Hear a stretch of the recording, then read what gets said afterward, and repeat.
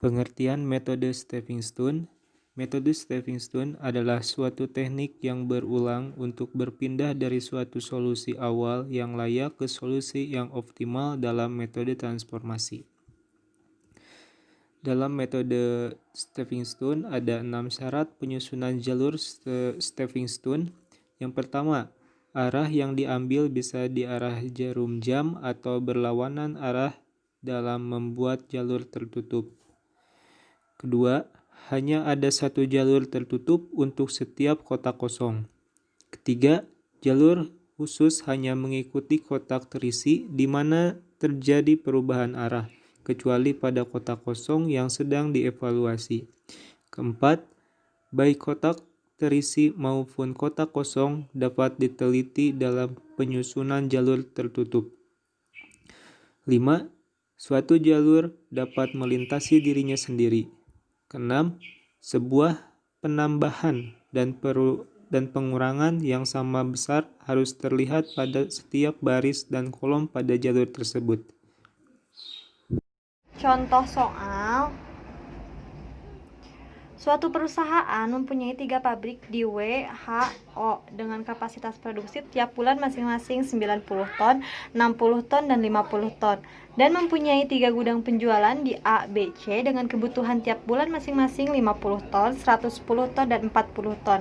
Biaya pengangkutan setiap ton produk dari pabrik W, H, dan O ke gudang A, B, C adalah sebagai berikut.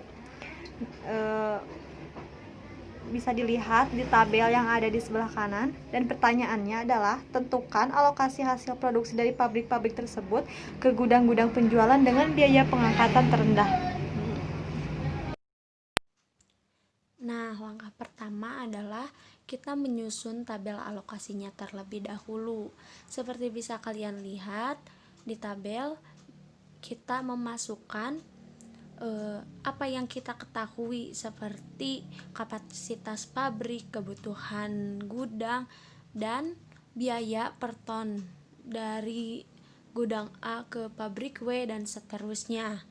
Nah, di sini itu ada X baris 1 kolom ke 1 atau di sini XIJ yang dimana adalah banyaknya alokasi dari sumber pabrik I ke tujuan gudang J. Nilai X IJ inilah yang akan kita cari.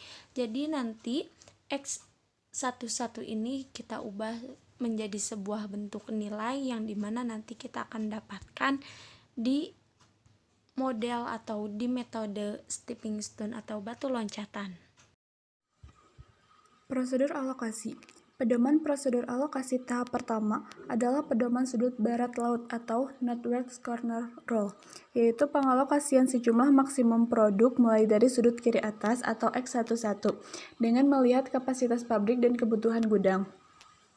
Dapat dilihat pada tabel pertama, sudut kiri atas ada di WA, dan untuk pengisiannya kita bandingkan antara kapasitas pabrik dan kebutuhan gudang. Kemudian ambil yang terkecil, 50 dengan 90 yang terkecil adalah 50. Karena kebutuhan gudang A sudah habis, maka HA dan OA tidak dapat terisi. Selanjutnya, sudut kiri atas ada di WB. Kita bandingkan kembali. Tadi 90 sudah diambil 50, sisanya 40.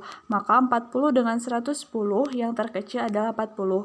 Maka untuk kapasitas pabrik W sudah habis. Dan untuk WC tidak dapat terisi.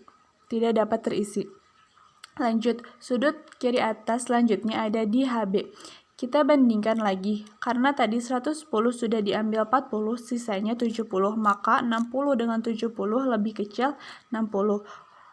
Untuk kapasitas pabrik H habis, maka untuk HC tidak dapat terisi. Selanjutnya, sudut pandang kiri terdapat di OB. Kita bandingkan lagi, tadi 110 sudah diambil 40 dan 60, maka sisanya tinggal 10. 10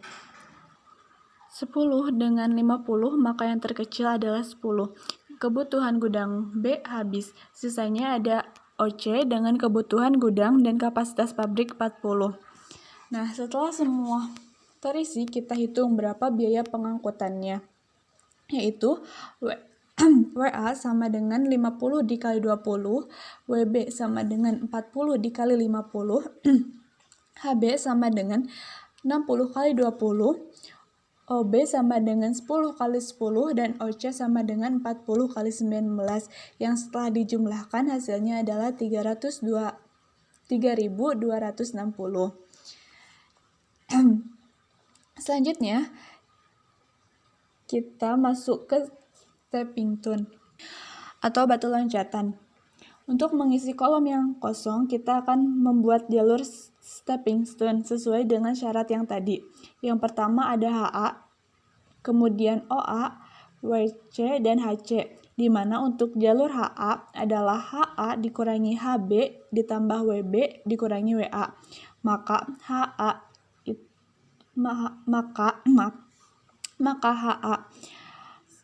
itu 15 dikurangi HB 20 ditambah WB 5 dan dikurangi WA 20, maka hasilnya adalah min 20. Nah, untuk OA, WC, dan HC pun sama seperti itu, di mana OA sama dengan 0, WC sama dengan min 6, dan HC sama dengan min 9.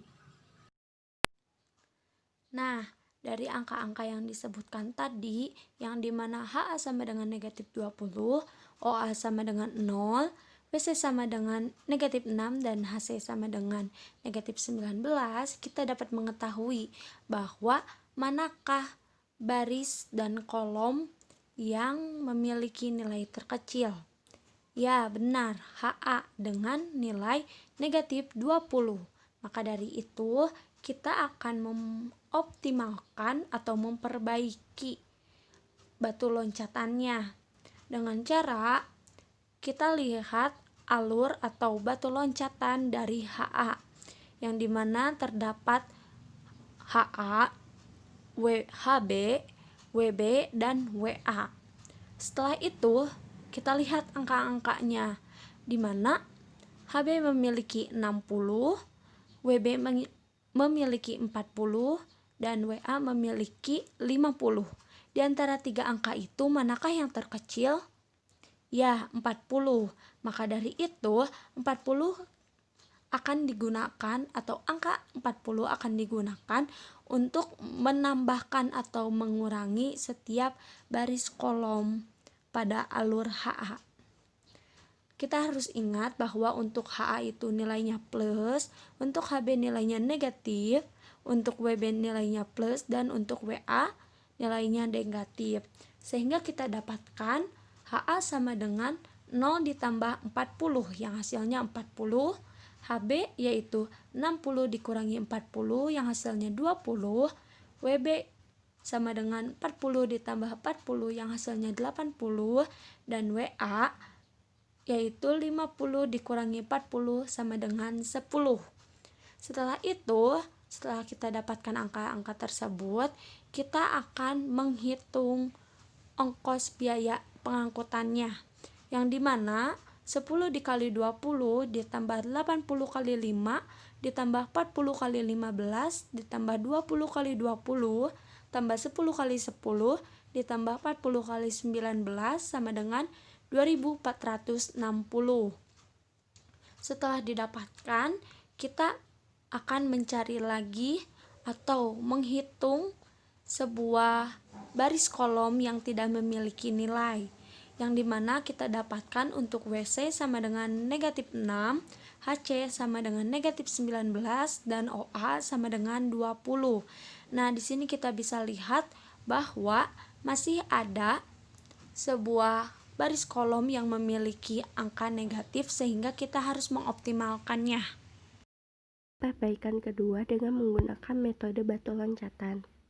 Di sini karena HC memiliki nilai sama dengan min 19, maka diambil untuk mengoptimalkan. Dilihat dari nilai yang paling terkecil di sini, yaitu adalah nilai 10. Langsung saja, HC sama dengan 0 ditambah 10 hasilnya adalah 10, HB sama dengan 20 dikurangi 10 hasilnya adalah 10, OB sama dengan 10 ditambah 10 hasilnya adalah 20, dan OC adalah hasilnya 30 dari 40 dikurangi 10. Bisa kita lihat gambar di samping. langsung saja kita substitusikan bahwa 10 dikali 20 ditambah 80 dikali 5 ditambah 40 dikali 15 lalu ditambah 10 dikali 20 ditambah 10 dikali 10 ditambah 20 dikali 10 ditambah 30 dikali 19 dengan total atau hasil keseluruhannya yaitu 2270. Nah, langsung saja kita mencari WC, yaitu 8 dikurangi 5 ditambah 20 lalu dikurangi 10 dengan hasilnya yaitu 13 dan OA adalah 25 dikurangi 10 ditambah 20 dan dikurangi 15 dengan hasil OA adalah 20. Nah, biaya pengangkutan perbaikan kedua yaitu sebesar Rp2.270.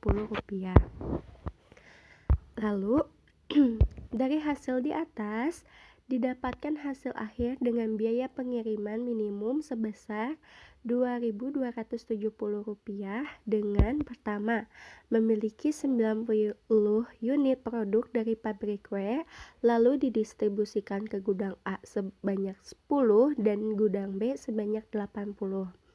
Nah, selanjutnya, memiliki 60 unit produk dari pabrik H, lalu didistribusikan ke gudang A sebanyak 40, ke gudang B sebanyak 10, dan ke gudang C sebanyak 10.